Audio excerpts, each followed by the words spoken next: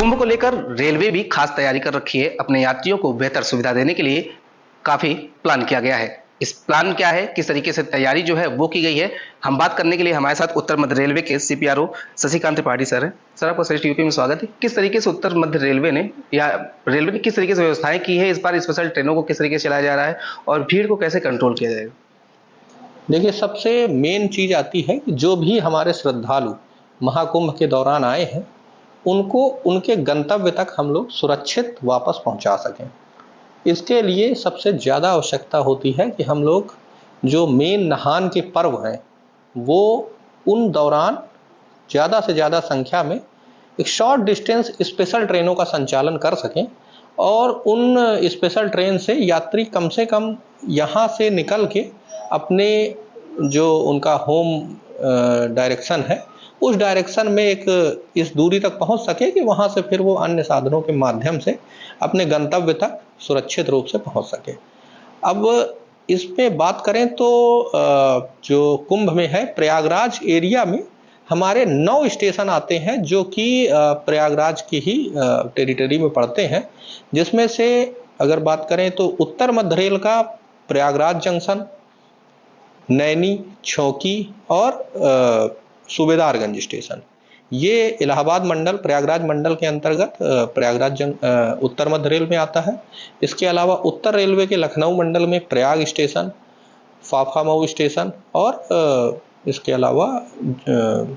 उत्तर पूर्व रेलवे के बनारस मंडल के अंतर्गत रामबाग स्टेशन और झूसी स्टेशन, इन सारे स्टेशनों से हम लोग स्पेशल ट्रेन का संचालन करेंगे। जो ये स्पेशल ट्रेनों का संचालन होगा ये डायरेक्शन वाइज होगा, डिफाइंड होगा कि जैसे प्रयागराज जंक्शन है, यहाँ से कानपुर के लिए, डीडीयू के लिए, सतना, मानिकपुर, झांसी, इन डायरेक्शन के लिए स्पेशल ट्रेनों का संचालन किया जाएगा। अगर उत्तर रेलवे के प्रयाग या फाफामऊ स्टेशन की बात करें तो वहाँ से लखनऊ के लिए, अयोध्या के लिए, इधर के लिए ट्रेनें चलाई जाएंगी। रामबाग की तरफ से बनारस के लिए, मऊ के लिए, इन डायरेक्शन के लिए स्पेशल ट्रेनों का संचालन किया जाएगा। ये विशेष किस किस दिनों पर ज़्यादा फोकस इन ट्रेनों को संचालित करने पे रहेगा? हम लोग जो ये स्पेशल ट्रेन चलाएंगे ये मेनली जो नहान के पर्व हैं, जो कि डी डे अगर कहें तो उस, जैसे हमारा मौनी अमावस्या है, बसंत पंचमी है, मकर संक्रांति है, माघी पूर्णिमा है, पौष पूर्णिमा है, शिवरात्रि है, इन जो ये हमारे मेन नहान के पर्व हैं, इन दिनों से इसको अगर डी डे कहें तो D-2 से D+1 डे तक इन स्पेशल ट्रेनों के संचालन का प्रमुख रूप से संचालन किया जाएगा।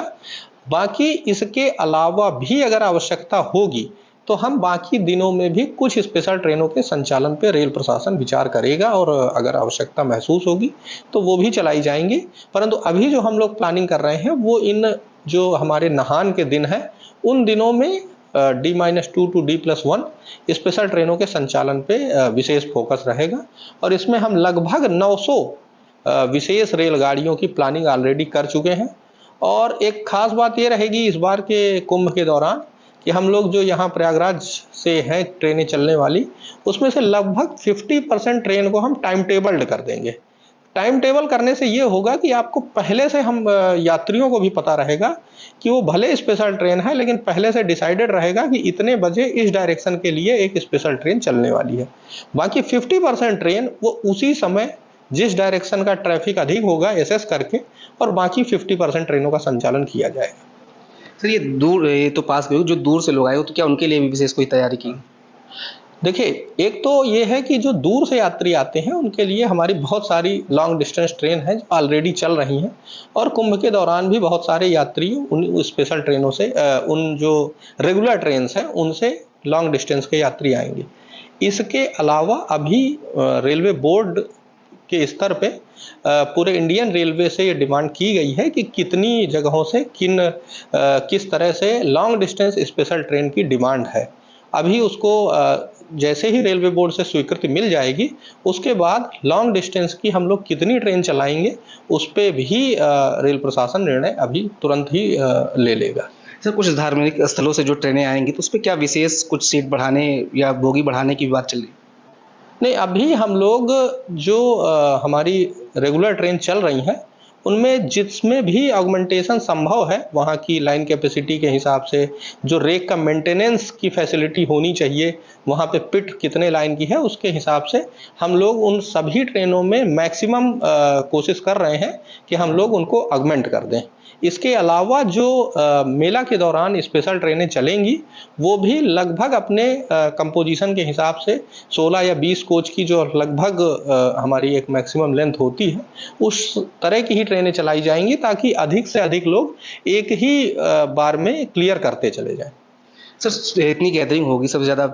संख्या ट्रेन में ही आती है, तो उसको सुरक्षा को लेकर किस तरीके से तैयारी? देखिए, सुरक्षा को लेके भी हम लोग बृहत रूप से तैयारी कर रहे हैं। हम लोगों ने अगर कहा जाए तो अपना जो मूवमेंट प्लान है, चाहे वो स्टेशन के अंदर किस तरह से होगा, स्टेशन से बाहर निकलने पे किस तरह से मूवमेंट होगा, और फिर वो शहर के अंदर भी किस तरह से मूवमेंट प्लान रहेगा, वो भी डिस्ट्रिक्ट एडमिनिस्ट्रेशन के साथ कोऑर्डिनेशन करके हम लोग काफ़ी कुछ फाइनलाइज कर चुके हैं और बाकी जो है वो जल्दी ही अक्टूबर या नवंबर तक मैक्सिमम फाइनलाइज कर लिया जाएगा। इसके अलावा तो एक तो ये हुआ मूवमेंट प्लान, इसके अलावा जो बहुत सारी सुरक्षा से संबंधित चीज़ें हैं कि जैसे एक कहा जाए सीसीटीवी कैमरे हम लोग अगर देखें तो पिछले कुंभ की तुलना में जो 2019 से हुआ था उसकी तुलना में लगभग 2.5 गुने कैमरे हम लोग नए इंस्टॉल करने जा रहे हैं। तो हमारे जो ये मेन स्टेशंस हैं प्रयागराज और इनमें 1000 से अधिक सीसीटीवी कैमरे इंस्टॉल हो रहे हैं और इनमें भी 96 कैमरे हम लोग लगा रहे हैं जो फेस रिकॉग्निशन की फैसिलिटी से युक्त होंगे, जिसका मतलब ये है कि अगर कोई अपराधी प्रकृति का व्यक्ति है, कोई मिसिंग बच्चा है, बुजुर्ग है जो अपनी आइडेंटिटी भी नहीं बता पा रहा है या अपने परिजनों के बारे में नहीं बता पा रहा है, तो अगर उसका डाटाबेस में इस तरह के लोगों का रिकॉर्ड फीड कर दिया जाएगा तो वो लोग अगर उस रिकॉग्निशन कैमरे के रेंज में आते हैं तो एक पॉपअप के माध्यम से, एक मैसेज के माध्यम से उन लोगों की पहचान की जा सके। तो इस तरह के कैमरे का भी प्रोविजन किया जा रहा है। इस बार ये पहली बार ऐसा होगा कि जो आइडेंटिफिकेशन पहचान सके। ये फेस रिकॉग्निशन कैमरा जो है एनसीआर में इस बार फर्स्ट टाइम पे इंस्टॉल हो रहा है। तो बिल्कुल देखिए साफ तौर पे किस तरीके से रेलवे ने अपनी तैयारी कर रखी है। 900 स्पेशल ट्रेन जो है वो चलाई जाएगी, क्योंकि मौनी अमावस्या जैसे तमाम जो पर्व पड़ते हैं उसमें काफ़ी संख्या में भीड़ आती है। उनसे सुरक्षा के दृष्टिगत भी तैयारी जो है वो पूरी की गई है कि फेस डिटेक्शन जो कैमरा है वो लगाया गया है। सीसीटीवी कैमरे के साथ साथ लोगों को पहचान करने के लिए विशेष तकनीक जो है वो पहली बार एनसीआर उपयोग में ला रही है। वीडियो जर्नलिस्ट रोशन यादव के साथ अमित मिश्रा, श्रेष्ठ यूपी, प्रयागराज। यूपी की हर खबर देखने और उनसे अपडेट रहने के लिए हमारे चैनल श्रेष्ठ यूपी को सब्सक्राइब और लाइक करें। साथ ही बेल आइकन को दबाना ना भूलें, जिससे हमारे हर वीडियो की जानकारी आप तक पहुंचती रहे।